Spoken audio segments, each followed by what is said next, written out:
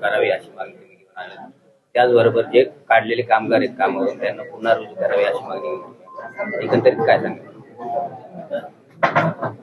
November 22 मध्ये 205 कर्मचाऱ्यांना, ज्यामधले 2 जणांचं निधन झाले, 203 आहेत आता, अशा कर्मचाऱ्यांना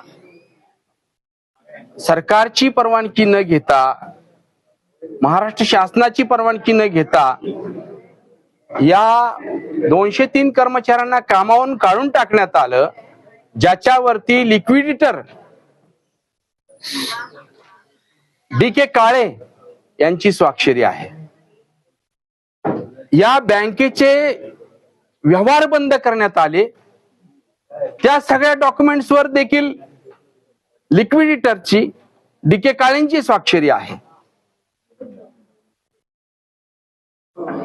ते हे डी.के. काळे लिक्विडिटर हे या कर्मचाऱ्यांना मी तुम्हाला काहीतरी नुकसान भरपाईची तरतूद करून तुम्हाला ती भरपाई देण्याचा प्रयत्न करतो असं सांगून गेली 3 वर्ष त्यांना झुलवत ठेवलेले आहेत.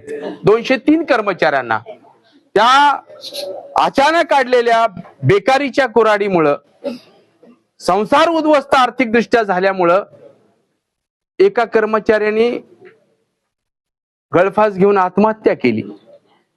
एक हार्ट अटॅकने मेला. अनेकांचे परिवार उद्ध्वस्त झाले. आणि हे फक्त तुम्ही सरकारकडे जाऊ नका, तुम्ही कोर्टात जाऊ नका, कुठल्या युनियन मध्ये जाऊ नका, अशा पद्धतीचं त्यांना सांगून दबाव देत होते. आणि कर्मचारी उद्या काहीच मिळणार नाही त्यापेक्षा रोज जायचे, विचारायचे बँक चालू होणार आहे का, पैसे देणार आहे का, आमच्या वसुलीचं काम चालू आहे, अमुक चालू. ही 3 वर्ष उत्तरे दिल्यानंतर आता दिवाळीच्या अगोदर सप्टेंबर महिन्यामध्ये हे कर्मचारी राष्ट्रीय श्रमिक आघाडीकडे आले, आम्हाला भेटले येऊन. त्यावेळेस त्यांनी सांगितलं की गेली 3 वर्ष आम्हाला बाहेर ठेवण्यात आलेलं आहे, आम्ही जातोय, आम्हाला वरील आश्वासनं मिळत आहेत, तर कायदेशीर आम्हाला आपली मदत पाहिजे. मी ज्यावेळेस सगळ्यांना सभासद सप्टेंबर महिन्यामध्ये करून घेतलं 2025 ला, त्यावेळेस सभासद करून घेतल्यानंतर ती मॅनेजमेंटला माहिती पडली, लिक्विडिटरला. त्यांनी बोलवलं लोकांना, सांगितलं थोडं थांबा, घाई करू नका, मी दिवाळीत तुम्हाला काहीतरी रक्कम देत आहे. ज्यावेळेस दिवाळीत एकही रुपया नाही मिळाला, त्यावेळेस ह्या कर्मचाऱ्यांनी आमच्याकडे सांगितलं की काय मिळालं नाही. तेव्हा आम्ही सहाय्यक कामगार आयुक्त यांना 29/10/2025 ला पत्र दिलं आणि काय सरकारची परवानगी बँक क्लोजरला, बँक बंद करायला, बँकेचे विभाग बंद करायला, त्याचप्रमाणे कर्मचाऱ्यांना कपात करायला. कारण 100च्या वर जर कर्मचारी असतील तर परवानगी सरकारची घ्यावी लागते. कर्मचारी 100च्या वर असतील, इथे तर 203 आहेत. मग तुम्ही परवानगी घेतली होती का? तर सहाय्यक कामगार आयुक्तांना पत्र दिल्यानंतर त्यांनी बँकेला लगेच पत्र पाठवलं आणि तुम्ही आम्हाला रिप्लाय द्या की बँक क्लोजर करताना, या कामगारांना काढताना तुम्ही काही परवानगी घेतली होती का. यासाठी त्यांनी 7/11 बैठक पण ठेवली. 7/11/2025 पर्यंत रिप्लाय मागितला. बँकेने कुठल्याही प्रकारचा रिप्लाय दिला नाही. सहाय्यक कामगार आयुक्तांना आम्ही विचारणा केली की शासनाची परवानगी घेण्यासाठी यांनी काय अर्ज केला होता का.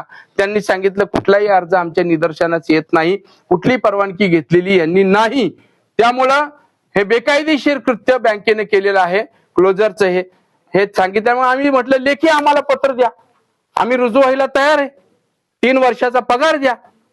त्यावेळेस सहाय्यक कामगार आयुक्त यांनी आम्हाला पत्र दिलं ते 10/11/2025 ला. त्यांनी हे पत्र दिलंय ते बँकेला दिलंय, सेवा विकास कोऑपरेटिव्ह बँकेला दिलेलं आहे. त्या पत्रामध्ये त्यांनी या कर्मचाऱ्यांना काढून टाकलेलं आहे, यासाठी कुठल्याही प्रकारची परवानगी किंवा बँक क्लोजरसाठी कुठल्याही प्रकारची परवानगी, तिथले डिपार्टमेंट बंद करताना कुठल्या प्रकारची परवानगी आपण घेतल्याचे प्रथमदर्शनी दिसून येत नाही. त्यामुळे या कर्मचाऱ्यांना आपण पूर्ववत कामावर घ्यावं आणि या कार्यालयाला आपण 14/11/2025 च्या आतमध्ये अहवाल द्यावा, असं सांगितलं. DN काळे नाव आहे त्यांचं, दादाभाऊ काळे, लिक्विडिटरचं नाव जे आहे ते. तर आता त्यामध्ये 14/11/2025 ला अहवाल सादर करायचा होता. सर्व कर्मचारी घेऊन आम्ही स्वतः लिक्विडिटरकडं, दादाभाऊ काळे यांच्याकडे सर्व कर्मचारी गेलो. मी स्वतः बरोबर गेलो संघटनेचा अध्यक्ष म्हणून. सगळे अधिकार मला दिलेत कर्मचाऱ्यांनी.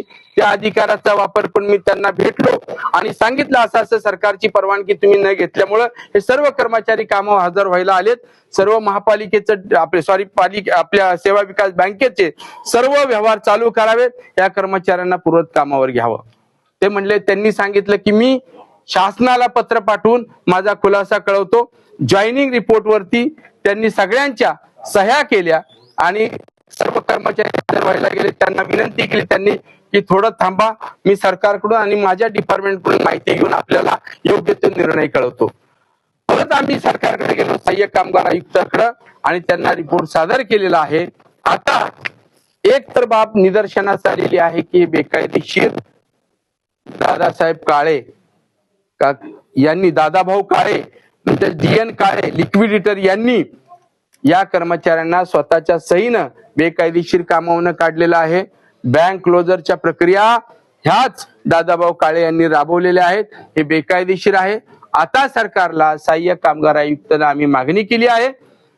हे बेकायदेशीर कृत्य केल्यामुळं एवढ्या लोकांचे संसार उद्ध्वस्त झाले. 2 कर्मचारी आयुष्यातून उठलेले आहेत, त्यांचं निधन झालेलं आहे, संसार उद्ध्वस्त झालेत. यांच्यावर आता प्रोसिक्युशन दाखल करा. सहाय्यक कामगार आयुक्त यांनी कमिशनरशी चर्चा केली. या आठवड्यात अहवाल सादर होईल गव्हर्नमेंटला आणि खटले देखील या लिक्विडिटर यांच्यावर, काळे यांच्यावर दाखल होतील आणि बँक पूर्ववत चालू करावी. कारण आम्ही जी आकडेवारी पाहिलेली आहे ती आकडेवारी पाहता वार्षिक उलाढाल ही बँकेची 800 करोडची आहे. कर्ज येणं 400 करोड होतं. 222 करोड हे डिपॉझिट होतं लोकांचं. आता या कर्जातली रक्कम वसूल करून 25 करोड एवढीच रक्कम आता ठेवीदारांची देणं बाकी राहिलेलं आहे. म्हणजे एवढी रक्कम ही वसूल करण्यात आलेली आहे. कर्मचाऱ्यांनी अतिशय प्रामाणिकपणे व्यवस्थित काम केलं आहे. असं असताना या कर्मचाऱ्यांवरती ही कुऱ्हाड कोसळणं हे चुकीचं झालेलं आहे. त्यामुळं आपल्या माध्यमातून मी विनंती करत आहे सरकारला की बेकायदेशीर कृत्य झालेलं आहे, ताबडतोब ही बँक चालू करावी. 3 वर्षाचा मागील बेकायदेशीर रिट्रेंच केल्यामुळं पगार द्यावा आणि पूर्वत कामावर घेऊन बँक चालू करावी अशी आमची मागणी आहे. आरबीआयने पुन्हा एकदा जे आहे ते पिढीला मान्यता दिलेली आहे आणि नव्याने काही कर्मचारी भरणार आहेत. काय सांगाल एकंदरीत पूर्वीचे जे कर्मचारी त्यांना जर कामावर नाही घेतलं तर तुम्ही नेमकी तुमची भूमिका काय असणार? उच्च न्यायालयामध्ये आम्ही दाद मागू. असं काही करता येत नाही. कर्मचाऱ्यांचे ड्यूज आहे सगळं असताना सरकारला किंवा आरबीआयला पण असं कुणाला पत्र देता येत नाही. माझ्या माहितीप्रमाणे असं काही पत्र दिलं गेलं असतं आतापर्यंत त्यांनी बँक ताब्यात घेतली असती. पतपेढीचं पत्र हे फक्त अफवा असं म्हणायचं आहे? नाही, मला माहित नाही, त्याच्याबद्दल काहीच माहिती नाही. मी फक्त कानोकानी तुमच्यासारखंच ऐकतोय. धन्यवाद.